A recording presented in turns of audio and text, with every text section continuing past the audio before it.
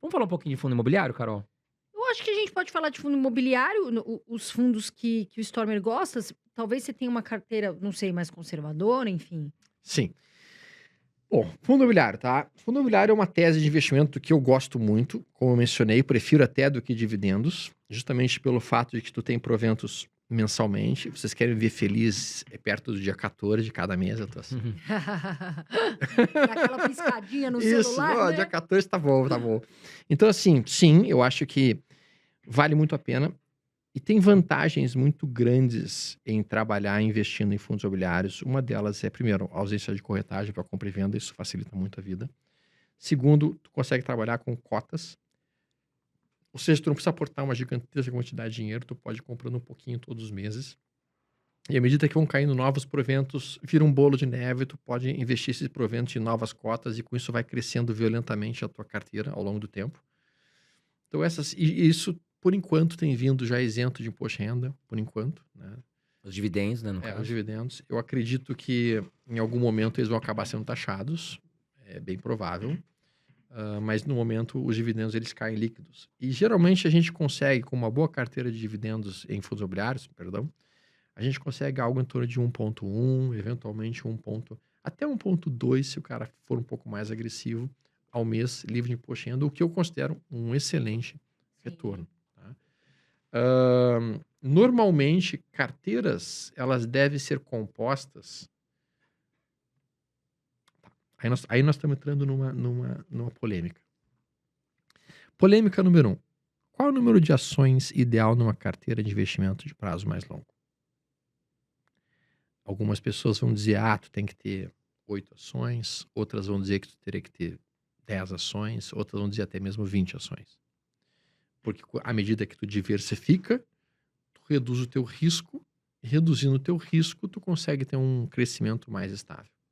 Bom, a maior parte dos grandes investidores e traders do século passado, e que fizeram vários e vários milhões de dólares, eles não diversificavam. Eles pegavam, estudavam 2 ou 3 empresas e era fichas nessas 2 ou 3 empresas fortemente. Então vale muito a pena ali o pessoal que trabalhava dessa forma, como por exemplo o William O'Neill, como por exemplo o Gerald Loeb, como por exemplo o próprio Jesse Livermore, como por exemplo o Nicolas Darvas. Todos eles diziam que, cara, esse negócio de diversificar, tu reduz risco, mas tu reduz rentabilidade gigantescamente. Então, se você tem uma carteira de fundos imobiliários, quantos fundos imobiliários deveria estar na sua carteira? Se tu quiser ser mais agressivo no resultado financeiro que a tua carteira te oferece por mês, tu vai ter que concentrar em 2 ou 3 no máximo. Se tu quiser ser mais conservador, quiser ser mais diversificado, teu resultado percentual ao mês vai reduzir para algo em torno de 0,9, eventualmente 1. Então vai muito do perfil de cada pessoa. O nível de agressividade, a idade que ele tem, essas coisas todas. Para uma pessoa na faixa dos 50 anos, que é o meu caso, ou uma pessoa que já está mais estabilizada, eu acho que uma carteira em torno de 8 fundos imobiliários tá de bom tamanho. Tá? Independente do valor de patrimônio. Independente do valor de patrimônio. Independente do valor de patrimônio. Tá? Porque como não existe um custo para montar essas operações, já que a taxa de corretagem é inexistente, o cara pode montar 8 ativos, escolher 8 fundos e trabalhar com eles de uma maneira bem legal. Bom, agora quais fundos? Entendo que fundos imobiliários eles trabalham em forma de tipologias. Então, nós vamos ter fundo imobiliário focado, por exemplo, em shopping center, vamos ter fundo imobiliário em laje comercial, vamos ter shopping center focado em agro, vamos ter fundo imobiliário focado em agro, vamos ter fundo imobiliário focado em galpão logístico, enfim. O ideal é que a gente não tenha sobreposições de tipologias. Tipo assim, não adianta tu ter 8 fundos imobiliários e todos eles serem 8 fundos de papel.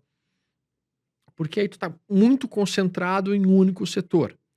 Então, o ideal é que tu tenha um representante de cada tipo. Um representante educacional, um representante de galpão, um representante de laje comercial, um de shopping, um de agro e assim por diante.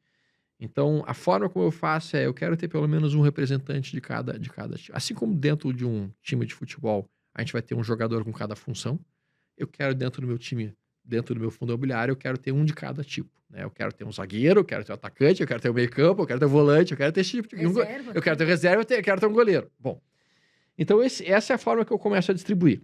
Lógico que quando eu olho um fundo imobiliário, eu quero, por exemplo, um fundo de laje. Fundo de laje, eu vou querer um fundo de laje que tenha, de preferência, múltiplos imóveis em várias cidades do país, não apenas concentrado numa única cidade ou num único imóvel, ou num único locatário. Porque se aquele cara sair, eu vou ter problemas nesse fundo. Então, eu vou ter um fundo que, de preferência, seja diversificado. Eu gosto muito também de olhar quais são os gestores e qual é a administradora daquele fundo. O pessoal da Quineia faz um trabalho fantástico na gestão de fundos imobiliários.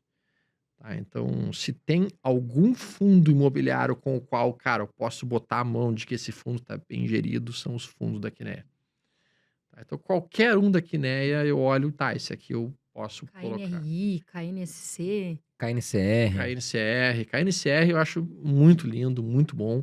Então, todos da Quineia eu vou tranquilo, sem nenhuma dúvida. Aí tem alguns outros que eventualmente são interessantes. A gente tem, por exemplo, o XPCA 11, eu tinha uma posição bem boa nele. Recentemente eu saí dela, eu reduzi minha posição, porque o setor de agro está sentindo muito nos últimos meses. Oscila muito, é muito volátil, é commodity, né? Isso. Então, eu me afastei um pouco mais do setor de agro nesse momento, estou reduzindo minha exposição no setor de agro. Eu gosto o MXRF11 até que está indo relativamente bem, eu tenho mantido posições nele. HBAT11 e RDM11, esse é um fundo de papel clássico, o Iridium. Quais outros que a gente poderia colocar aqui dentro da nossa lista? Shopping, você tem? Shopping, eu gosto do shopping. Aqui o Jardins, o Shopping Jardim eu gosto bastante, eu acho que é um fundo legalzinho. Ele não paga muito nesse momento, na verdade o shopping está passando por uma reestruturação depois da pandemia, mas eu acho que é um shopping interessante e a gente pode dar uma olhada e ter uma parte do nosso patrimônio ali. Eu gosto muito de galpão logístico quando a economia começa a se ativar. Sim. Não é o caso agora. Tá? Infelizmente, a nossa economia não está entrando num processo de ativação. Nossa economia está entrando em um processo de estagnação. E isso tende a piorar um pouco o desempenho destes fundos específicos. Por outro lado, e tem um lado bastante positivo para quem estiver querendo entrar nesse mercado, é o seguinte. Pessoal em casa, fundos imobiliários são um setor inversamente cíclico com a taxa de juros. Tá? Então, se você tem uma perspectiva de taxa de juros futuro no Brasil caindo, fundos imobiliários sobem. Taxa de juros futuro Brasil subindo, fundos imobiliários começam a perder interesse. Isso é uma regra geral. Mas por que isso funciona dessa maneira, André? Porque, cara, o mesmo investidor que trabalha renda fixa vai trabalhar fundo imobiliário. Uhum. Se ele tem uma taxa de juros alta na renda fixa, ele tira o dinheiro do fundo imobiliário e ele vai automaticamente para a renda fixa.